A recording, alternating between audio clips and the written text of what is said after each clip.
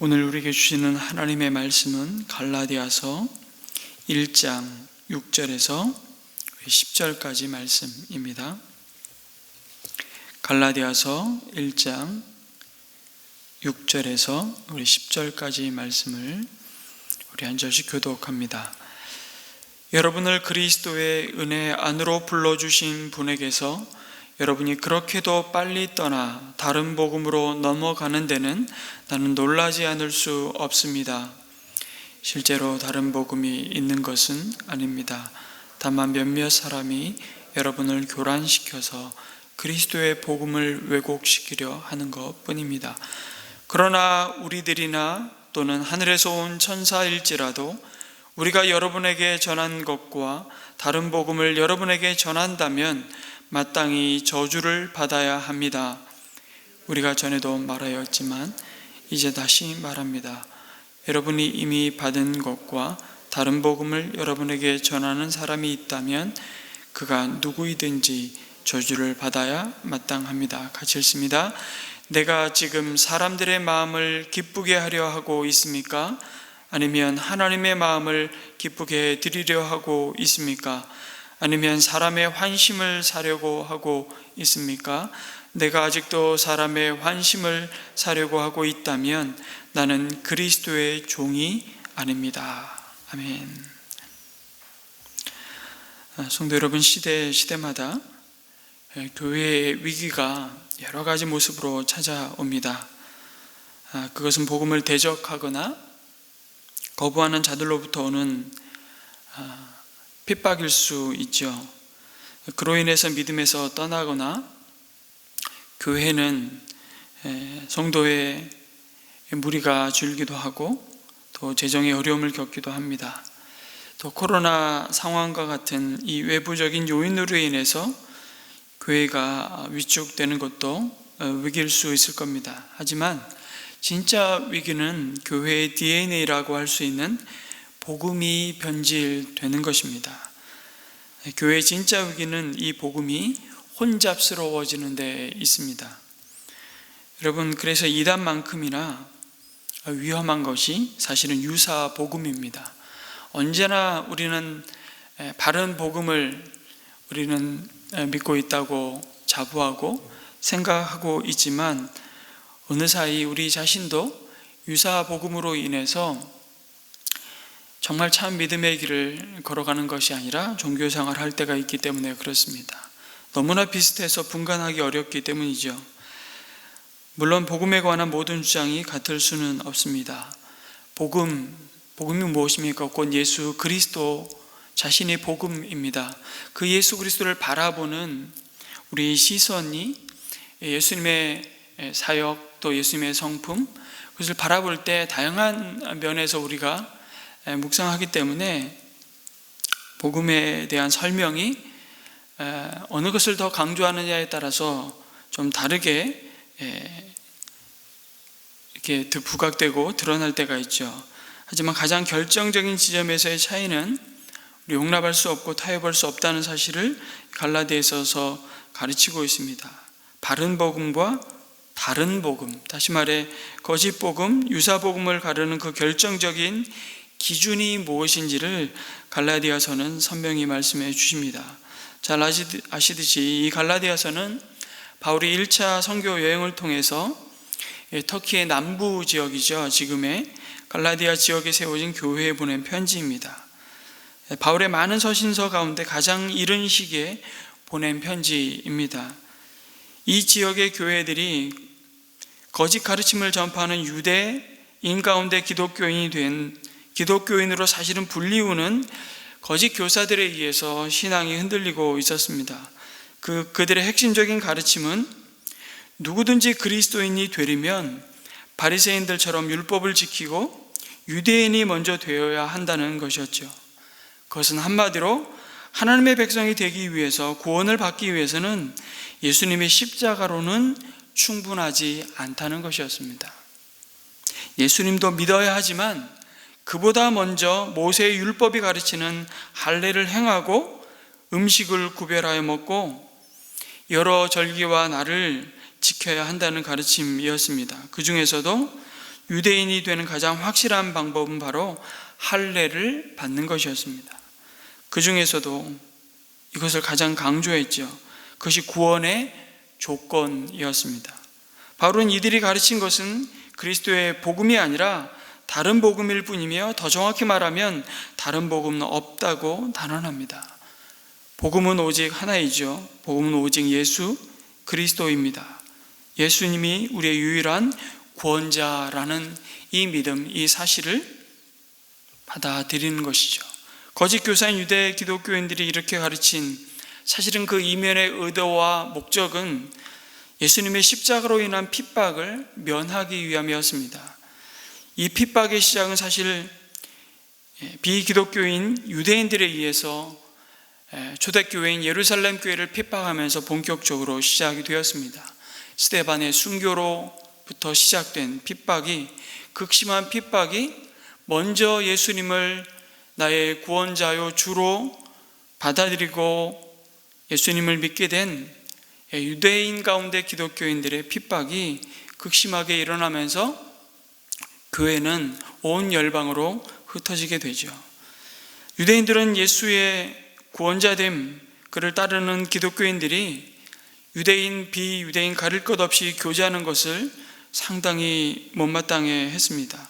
그래서 유대 기독교인이었던 거짓 교사들은 이런 환난과 핍박을 피하기 위해서 이방인 그리스도인들을 할례를 통해 유대인화하려 했던 것이죠. 그리고 그들은 이렇게 유대인화된 이방인 그리스도인들을 동족인 유대인들에게 자랑거리로 삼으려는 의도도 있었습니다. 결국 이 거짓된 유대 기독교인은 값없이 주시는 십자가의 복음, 은혜의 복음에는 관심이 없었고, 사실 오직 자신들의 이익을 따라 자신들의 안위와 이익을 위해서 이방인 그리스도인들을 이용하려 했던 것이죠. 뿐만 아니라 자신들도 율법을 온전히 행하지 못하면서 이방인이면서 기독교인이 된 이들을 유대인화하려는 위선을 행하게 됩니다. 바울은 이런 교회의 상황을 아주 심각하게 받아들였죠. 그래서 편지의 본론을 오늘 시작하는 1장 6절 말씀에 갈라디아 교회 성도들을 향한 감사와 중보기도로 시작하지 않고 나는 당신들로 인해서 놀라지 않을 수 없다는 말로 시작합니다. 여러분을 그리스도의 은혜 안으로 불러주신 하나님에게서 어쩌면 이렇게 신속히 떠나서 다른 복음을 따를 수 있는지 아주 당혹스럽다는 표현으로 서신을 시작합니다. 그러면서 다른 복음은 없다, 거짓 교사들이 가르친 것은 그리스도의 복음을 왜곡시키는 것일 뿐이라고 말씀합니다. 다시 말씀드리면 그리스도의 복음이 뭡니까? 오직 은혜로, 오직 믿음으로 구원받는다는 것입니다. 우리를 죄와 사망에서 건져내어 하나님의 나라로 생명을 소유한 하나님의 백성이 되게 한 것은 우리의 노력과 자격이 아니라 전적인 하나님의 은혜라는 것입니다. 그 바른 복음이 담고 있는 내용을 에베소서 2장 8절 9절에서 아주 분명하게 증거하죠. 여러분은 믿음을 통하여 은혜로 구원을 얻었습니다. 이것은 여러분에게서 난 것이 아니요 하나님의 선물입니다. 행위에서 난 것이 아닙니다. 그러므로 아무도 자랑할 수 없습니다. 신앙은 처음부터 끝까지 여러분 은혜입니다. 어쩌면 이것을 아는 것이 또한 은혜이죠. 그런데 이 복음을 자꾸 변질시킵니다. 우리의 자격이든 우리가 행한 선한 행실이든 우리의 지식이든 그 모든 것이 우리의 공로가 되어서, 다시 말해 행위로 구원받는다고 말하는 다른 복음으로 우리의 믿음을 흔듭니다. 팀 켈러는 이런 다른 복음에 대해서 말하고 있죠. 종교적인 사람은 내가 하나님께 순종함으로 그가 나를 받아주신다라고 말한다는 것입니다. 그것과는 다르게 참된 복음을 가진 그리스도인은 예수 그리스도 안에서 하나님이 나를 받아주셨으므로 나는 하나님께 순종합니다 라고 말하는 것이죠. 여긴 두 가지 다른 원리가 작용합니다. 이 다른 원리를 가진 사람들이 문제는 교회에 나란히 앉아 있을 수 있다는 것입니다. 똑같이 기도합니다. 똑같이 성경을 읽습니다. 십계명을 지킵니다. 그러나 그 모든 일을 행하는 동기와 그 삶의 결과는 근본적으로 다릅니다. 먼저 내가 하나님께 순종함으로, 다시 말해 어떤 행함으로 자격이 되어서 주님이 나를 받아주시고 용납하신다라고 믿는 자에게 있어서 하나님에 대한 순종은 무엇을 말할까요? 그것은 무엇인가를 얻기 위한 방법이라는 생각이 존재되어 있습니다. 사람이 하나님께 순종하기 때문에 하나님께서 복을 주시고 우리 기도에 응답하시며 궁극적으로 우리가 천국에 들어가게 해주신다는 생각이 그 바탕에 깔려 있습니다. 결국 여기서 하나님에 대한 순종은 하나님을 조종하려는 방법에 지나지 않습니다. 이와 같은 종교 생활을 하는 대표적인 사람들이 바리새인이었습니다. 그럼에도 이들은 늘 불안정하죠. 자신이 가진 기준에 이르는 삶을 살고 있다는 확신이 없습니다. 그러면서 다른 사람들에 대해서는 늘 정죄하며 판단하는 자리에 서곤 하죠. 이와 반대로 예수 그리스도 안에서 하나님이 나를 받아주셨으므로 나는 하나님께 순종한다고 고백하는 것은 하나님에 대한 그 순종이 구원의 수단이나 천국에 들어가기 위한 조건이 된다는 생각이 결코 자리할 수 없습니다. 바로 이게 복음입니다. 이미 구원이 은혜로 주어졌기 때문입니다. 이렇게 고백하는 자는 무엇인가를 얻기 위해서 하나님께 순종하지 않습니다. 오히려 하나님을 기쁘시게 하고 그 주님을 사랑하기에, 그 주님을 더 깊이 알아가기 위해 순종합니다. 바른 복음으로 거듭난 그리스도인은 자신이 은혜로 구원받은 죄인임을 알기에 그래서 또한 겸손할 수밖에 없습니다. 은혜의 복음 안에 있으면 그래서 교만할래야 교만할 수가 없는 것이죠. 그리고 하나님이 어떤 상황에서든지 자신을 여전히 사랑하신다는 확신을 가지고 있기 때문에 결코 불안정하게 흔들리지 않습니다. 바울은 그러면서 오늘 말씀에 거짓 복음, 유사 복음 혹은 다른 복음을 전하는 자들에게 8절에서 마땅히 저주를 받아야 한다고 말합니다. 조금도 망설이지 않습니다. 진리를 떠나게 만드는 자는 사실은 그 영혼을 영원한 죽음으로 이끄는 자들이기 때문이죠. 그들에게는 조금의 자비도 허락될 수 없다는 사실을 거듭 강조합니다. 9절입니다. 우리가 전에도 말하였지만 이제 다시 말합니다. 여러분이 이미 받은 것과 다른 복음을 여러분에게 전하는 사람이 있다면 그가 누구이든지 심지어 자신이든지 저주를 받아야 마땅합니다. 복음의 진리에 있어서는 그 어떤 타협이 있을 수 없음을 단호하게 말합니다. 여러분, 콜라에다 사이다 섞어서 마시는 게 무슨 문제겠습니까? 콜라에 우유를 섞어 먹으면 어떻겠습니까? 그거는 우리의 목숨을 해하지 않습니다. 그러나 예수 그리스도 외에 구원 얻는 다른 길이 있다라고 말한다면 그것은 우리의 목숨을 걸고 싸워야 할 진리와 비진리의 싸움이라고 바울은 단호하게 말하고 있죠. 그러면서 바울은 내가 하나님을 기쁘시게 하랴, 사람을 기쁘게 하랴, 내가 사람을 기쁘게 하기 위해서 이 말을 하고 있다면 나는 그리스도의 종이 아니라고 말합니다. 결국 변질된 복음이란 사람 비위 맞추는 것입니다. 사람들 다수의 생각을 하나님의 기준으로 삼고자 하는 것이죠. 여러분, 내 믿음이 내 신앙을 결정하는 것이 아닙니다. 내가 믿는 그분이 내 신앙을 결정하는 것이죠. 그러나 내 믿음의 수준이, 내 믿음의 열심이 나를 구원으로 이끌어간다고 우리는 착각합니다. 그렇게 주장합니다. 아닙니다. 그럼에도 불구하고 초대교회부터 지금까지 우리의 믿음의 열심이 마치 우리를 구원으로 이끌어가는 것처럼 사람들을 착각하게 만들고 불안하게 만들고 혼란스럽게 만든다는 것입니다. 대부분의 이단이 그렇게 복음을 변질시키죠. 달을 이자 끝단자 아닙니까? 끝이 다른 겁니다. 다 비슷한데 결정적으로 예수 그리스도만으로는 충분하지 않다는 겁니다. 우리의 구원을 위해 플러스 알파가 필요하다는 거예요.